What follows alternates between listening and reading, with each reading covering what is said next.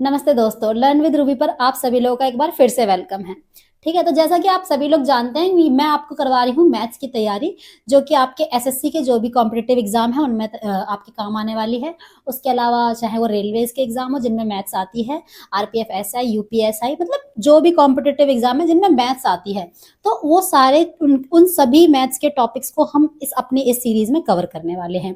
मैंने आपको time and work का जो चैप्टर है वो कंप्लीट करा दिया है। उसमें थोड़ी सी ज्यादा वीडियो हो गई क्योंकि मैंने स्टार्टिंग में जो वीडियोस डाली उनमें एक एक क्वेश्चन कराया है।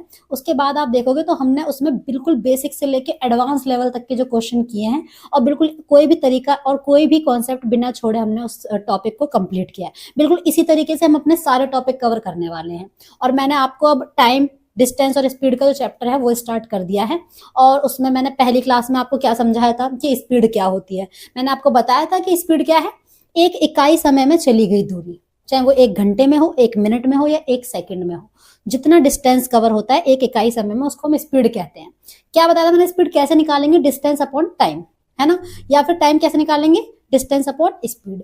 और अगर डिस्टेंस निकालना हो तो स्पीड इनटू टाइम। ये मैंने आपको बताया था और इस पे आधारित हमने कुछ क्वेश्चंस भी किए थे पिछली क्लास में।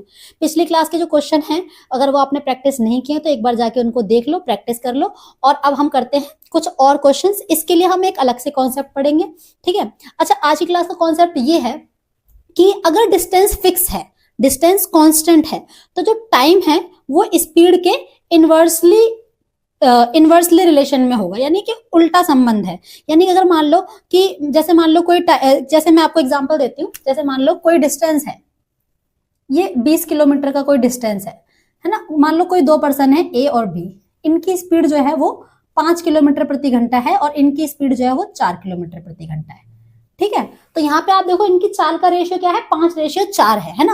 आप मुझे बताओ, अगर ये जाएंगे इस डिस्टेंस को 20 किलोमीटर को, तो कितना टाइम लेंगे, डिस्टेंस अपॉन में स्पीड, यानी कि 4 घंटे लगेंगे, है ना। कितने लगेंगे, 4 घंटे लगेंगे, 4 आवर्स लगेंगे, है ना। और अगर ये पर्सन, ये बी पर्सन जो है ये जाएगा इस डिस्टेंस को इस डिस्टेंस को इस स्पीड से, 4×5 = 20, इनको लगेंगे 5 आवर्स। तो आप देख पा रहे होंगे कि अगर डिस्टेंस फिक्स है तो स्पीड का जो रेशियो है वो क्या हो जाएगा, इनवर्स हो जो टाइम का जो रेशियो है वो इनवर्स हो जाएगा किसका, स्पीड का रेशियो का, ठीक है। ये इतना सही कॉन्सेप्ट है। यही कॉन्सेप्ट आपको बस अपने दिमाग में बसाना है और बस क्वेश्चन की लैंग्वेज पहचानने, खुद तो बताएगा नहीं, वो खुद नहीं बताएगा कि यहाँ पर डिस्टेंस फिक्स है। क्वेश्चन की लैंग्वेज पढ़ के आपको खुद ही समझना है यहाँ डिस्टेंस तो फिक्स है।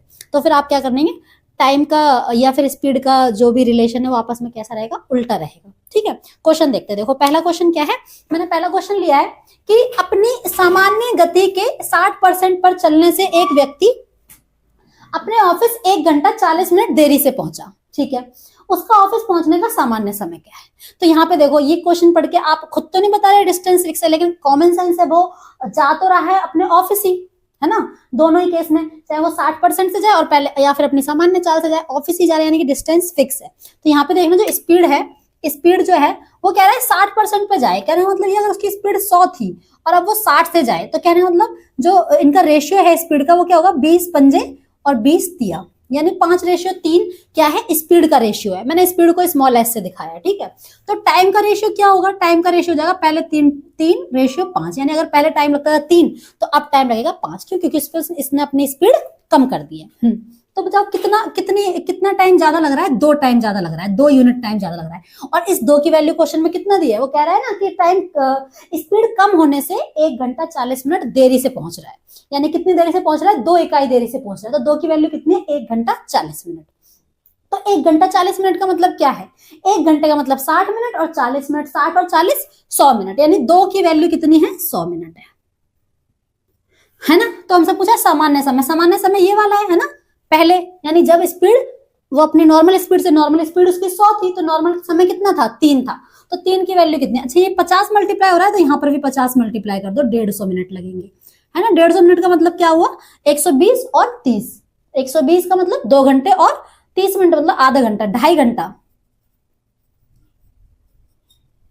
समझे, समझ में आया। यहाँ पे भी क्या था, डिस्टेंस फिक्स था तो बस कुछ नहीं किया, क्या किया है, स्पीड का रेशियो का उल्टा कर दिया, टाइम का रेशियो मिल गया। और यहाँ पे हमें टाइम का जो अंतर आ रहा था वो कितना आ रहा था, 2 यूनिट का अंतर आ रहा था और क्वेश्चन के हिसाब से 1 घंटा 40 मिनट था, ठीक है। समझ में आया। देखो दूसरा क्वेश्चन देखना आप, ये तो था पहला। दूसरा क्या है कि मोहन 15 किलोमीटर प्रति घंटे की चाल से बाजार जाता है।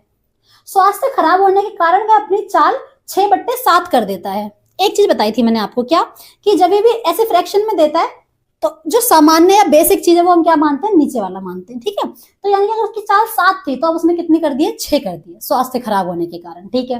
तो इस कारण से उसको 12 मिनट देरी से बाजार पहुंचता है, यानी जा तो वो बाजार ही रहा है, इसका मतलब डिस्टेंस क्या है, फिक्स है, कांस्टेंट है। तो बाजार पहुंचने का सामान्य समय क्या है।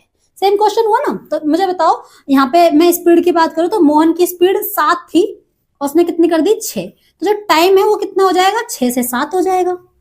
स्पीड कम कर दी तो टाइम ज्यादा लग रहा है, समझ गए, ठीक है। तो अब क्या कह रहा है, कह रहा है कि 12 मिनट देरी से पहुंच रहा है। यहाँ पे वो कितनी देरी से पहुंच रहा है, एक यूनिट देरी से पहुंच रहा है। एक की वैल्यू कितनी है, 12 मिनट। कितनी है, 12 मिनट। तो ये सामान्य समय पूछ रहा है, सामान्य समय मतलब ये वाला, ये थे उसके सामान्य चाल, तो सामान्य समय ये होगा। तो यानी कि एक की वैल्यू अगर 12, तो इसमें भी 12 मल्टीप्लाई कर दो, 12 छिंग 72 मिनट, 72 मिनट बोल लो या 1 घंटा 12 मिनट बोल लो, एक ही बात है ना। समझ में आया। तो देख रहे हो क्वेश्चन बिल्कुल सेकंड्स में सॉल्व हो जाएंगे अगर आप ये कॉन्सेप्ट माइंड में याद रखते हैं, तो क्वेश्चन बिल्कुल सेकंड्स के हैं। अच्छा, तीसरा क्वेश्चन देखना। तीसरा क्या है कि राधा अपने घर से स्कूटी से जाती है, अपने घर से स्कूटी से स्कूल जाती है। स्कूटी में कुछ खराबी के कारण उससे स्कूल पहुंचने में 33.33% समय अधिक लग गया, ठीक है। तो बताइए स्कूटी की चाल में कितने प्रतिशत की कमी हुई, ठीक है। तो यहां पर देखना क्या है, यहाँ पे बात यह है कि यहाँ पे स्कूटी में खराबी थी तो समय कितना लग गया, 33.33% समय ज्यादा लग गया। 33.33% का क्या मतलब है, 1/3। यानी अगर पहले समय 3 लगता था तो अब 1 ज्यादा लग गया, यानी 4 लग गया है। यहाँ पे हमें टाइम का रेशियो दे रखा है। टाइम क्या, पहले अगर 3 लग रहा था तो अब कितना लग गया है, 4। तो बताओ स्पीड क्या रही होगी, पहले 4 रही होगी तो अब 3 हो गई है। बस यही पूछा उसने, कितने प्रतिशत की कमी हुई है, 1 की कमी हुई है। कितनी कमी हुई है, 1। कितने में, 4 में कमी हुई है ना। तो 1/4 का मतलब क्या होता है, कितना प्रतिशत, 25%। कितना, 25% की स्कूटी की चाल में कमी हुई है ना। Very easy question. चलो फोर्थ देखो, देखो इजी तो हो ही जाएगा अगर आप कॉन्सेप्ट समझ लेंगे ना, कॉन्सेप्ट को अपने दिमाग में बसा लेंगे तो इजी ही लगेगा, है ना। फोर्थ क्वेश्चन देखो क्या है। फोर्थ है कि एक बाइक 56 किलोमीटर प्रति घंटे की चाल से एक दूरी को 45 मिनट में तय करती है, ठीक है। उसकी गति क्या होनी चाहिए यदि उसे यह दूरी 5 मिनट जल्दी तय करनी है, ठीक है। देखो सिंपल सी बात है कि जो दूरी उसने बोला ना, उसे यह दूरी, तो इसका मतलब क्या है, वही दूरी तय करनी है उसको 5 मिनट जल्दी, है ना। तो कहना मतलब ये है, यहाँ पे भी टाइम है, जो टाइम है पहले वो इसे जाने में 45 मिनट ले रहा था, वो चाह रहा है कि नहीं 45 मिनट 5 मिनट जल्दी पहुंच जाए, इसका मतलब वो 40 मिनट में पहुंचना चाह रहा है।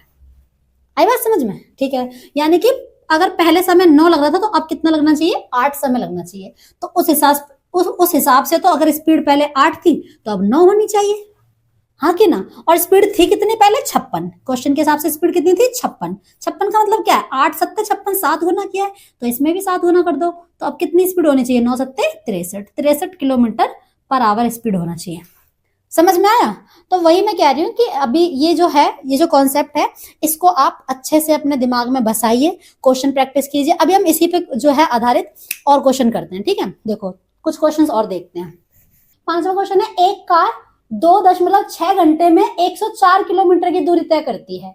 यदि उसकी गति में 30% की वृद्धि की जाए तो यह कितने समय में दुगनी दूरी तय करेगी, ठीक है। अब यहाँ पे जो दूरी है वो क्या कर दी है, चेंज कर दी है, यानी पहले जो डिस्टेंस कवर कर रही थी उससे डबल डिस्टेंस कवर करवाने की बात कर रहा है क्वेश्चन। तो क्या लगता है आपको, अब वो वाला कॉन्सेप्ट नहीं लगेगा जो मैंने बताया कि अगर दूरी समान है, दूरी सेम है, तो जो टाइम है वो स्पीड का इनवर्स होगा और जो स्पीड है वो टाइम का इनवर्स होगा। तो अभी भी वो कॉन्सेप्ट लग जाएगा। देखो कैसे, जो 5वां क्वेश्चन है इसमें स्पीड क्या कह रहा है कि 30% की वृद्धि करने की बात कर रहा है। 30% का मतलब 100 से 130, है ना। या हम कह सकते हैं 10 से 13, यानी स्पीड अगर पहले 10 थी तो अब कितनी कर देनी है, 13 कर देनी है। तो फिर टाइम क्या हो जाएगा, टाइम हो जाएगा, अगर पहले 13 लगा अब 10 लगेगा, अब टाइम कम लगेगा। अगर स्पीड ज्यादा हो गई तो टाइम अब कम लगेगा, 10 लगेगा, लेकिन टाइम में 10 नहीं लगेगा। अब ऐसे सोचो, क्योंकि अगर दुगनी दूरी कर दे रहे हो तो जो टाइम पहले लगना चाहिए था, 10 लगना चाहिए था, लेकिन अब दूरी दुगनी कर दे रहे हो तो अब टाइम भी दुगना लगेगा। तो यहाँ पे यानी कि जो टाइम है उसमें दुगना कर दो आप। अगर पहले 13 लग रहा था, अब 10 ना लग के कितना लगेगा, अब लगेगा 20। समझ में आ गई बात, अब लगेगा 20, ठीक है। तो अब देखो पहले कितना समय लग रहा था, 2.6 आवर। जब स्पीड बढ़ाई नहीं थी तो 2.6 घंटे लग रहे थे, ठीक है। तो अब बढ़ा दी और दूरी दुगनी, तो इतना टाइम लगेगा। ये इसका कितना गुना है, ये इसका 0.2 गुना है, 13 दूनी 26, 0.2 गुना है, तो इसमें भी आप 0.2 गुना कर दो, 20 दूनी 40, जीरो हट जाएगा तो 4 घंटे लगेंगे। कितने घंटे लगेंगे, 4 घंटे लगेंगे दुगनी दूरी तय करने में, ठीक है, समझ में आया। अब देखो छठा क्वेश्चन देखो, कोई ट्रेन 80 किलोमीटर प्रति घंटे की चाल से किसी दूरी को 50 मिनट में तय करती है। यदि इसकी चाल में 25% की वृद्धि की जाए तो इस दूरी का 3/4 समय, 3/4 तय करने में ट्रेन कितना समय लेगी। तो इस क्वेश्चन को आप खुद ट्राई करेंगे, ठीक है, बिल्कुल उसकी तरह जैसे मैंने यहाँ पे समय को दुगना किया था, यहाँ पे आप क्या कर दोगे, अब क्योंकि दूरी 3/4 कर देनी है तो समय को भी क्या कर देना, 3/4 कर देना। खुद ही ट्राई करना है इस क्वेश्चन को, ठीक है। चलो सातवां देखते हैं। सातवां क्या है कि 900 किलोमीटर की 11 घंटे में की दूरी, 900 किलोमीटर की दूरी, 900 किलोमीटर की दूरी 11 घंटों में पूरी होती है, ठीक है। यदि 2/5 भाग 60 किलोमीटर प्रति घंटे की चाल से पूरा किया जाता है तो शेष यात्रा की चाल क्या होनी चाहिए, ठीक है। अब ये थोड़ा सा अब इसमें वो कॉन्सेप्ट नहीं लगेगा, ठीक है। यहाँ पे क्या है, 900 किलोमीटर की दूरी है, एक बार 2/5 कर रहे हैं तो अगली बार 3/5 तय करनी पड़ेगी ना। तो यहाँ पे इसको सिंपली आप मैनुअली कर सकते हो, मतलब बेसिक से कर सकते हो। जैसे मान लो कि 900 किलोमीटर की दूरी तय करनी है और 11 घंटों में करनी है, यही बात है ना, यही बात है ना।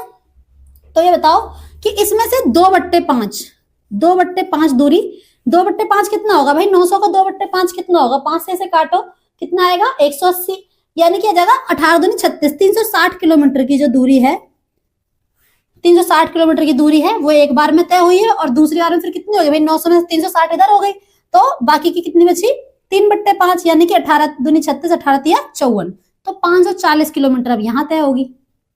ये बात सही है, तभी तो पूरी 900 तय होगी, ठीक है। अब यहाँ पे कितना समय लग गया जरा बताओ, क्योंकि ये वाली जो दूरी है वो 60 किलोमीटर प्रति घंटे की चाल से तय की है।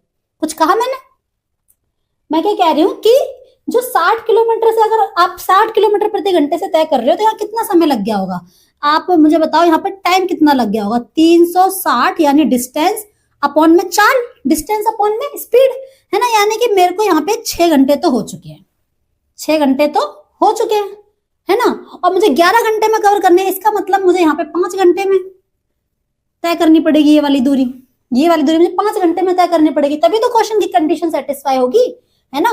तो मुझे बताओ स्पीड क्या होनी चाहिए, डिस्टेंस अपॉन में टाइम, ये स्पीड है, तो कितना आ जाएगा जरा बताओ, 5 एकम 5, 5 अट्ठे 40, 108 किलोमीटर प्रति घंटा स्पीड होनी चाहिए अगर हमें 900 किलोमीटर की दूरी 11 घंटे में तय करनी है तो, ठीक है।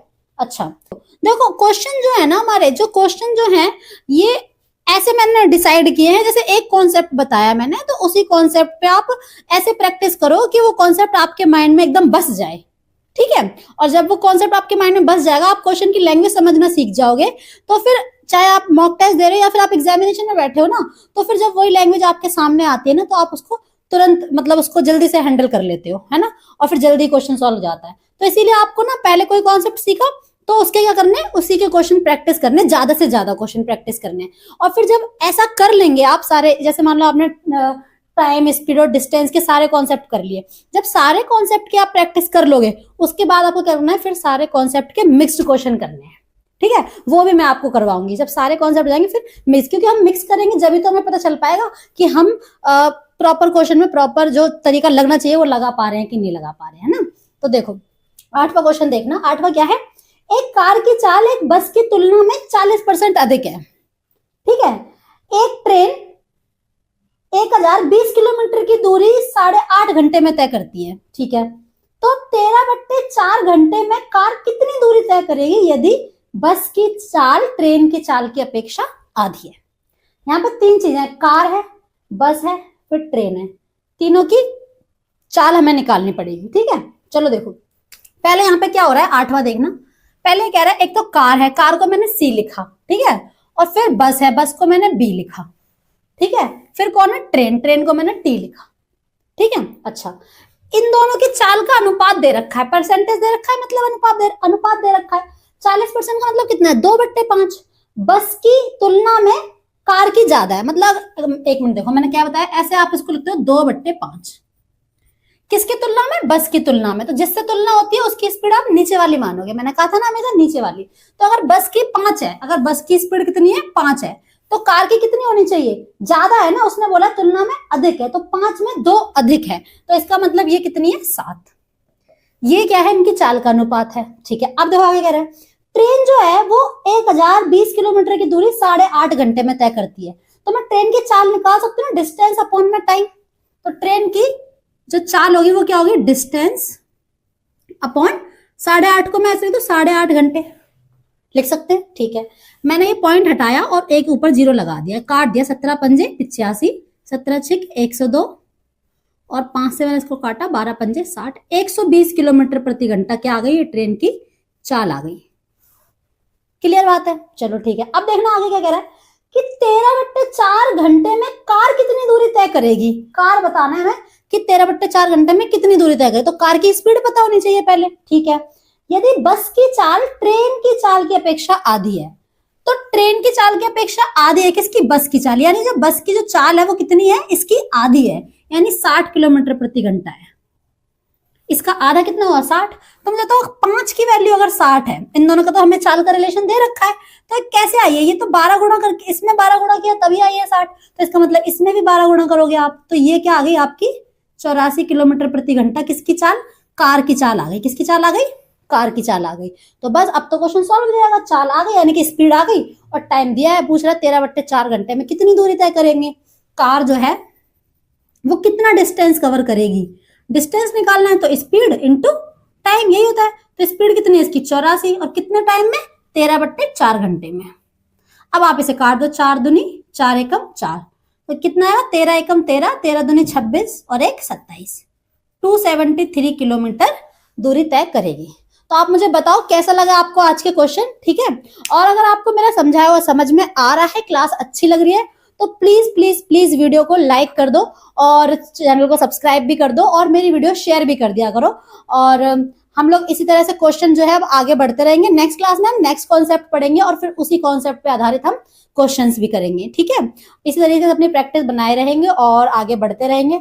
और मैं आप लोगों से बस यही कहना चाहती हूँ कि मैं इस सीरीज को कंटिन्यू रखूंगी और आपको पूरा जो मैथ्स का सिलेबस है, जो कि हमारे एसएससी के एग्जाम हैं, जो आरपीएफ के एग्जाम हैं, रेलवे के एग्जाम हैं या यूपीएसआई है, तो इन एग्जाम्स के जो भी मैथ्स में जो भी क्वेश्चंस आते हैं उनको हम कवर करने वाले हैं। ठीक है, आप अच्छा करेंगे, बेहतर करेंगे, बस एक बार मेरे साथ बने रहिए। आज के लिए इतना ही, thank you so much and bye.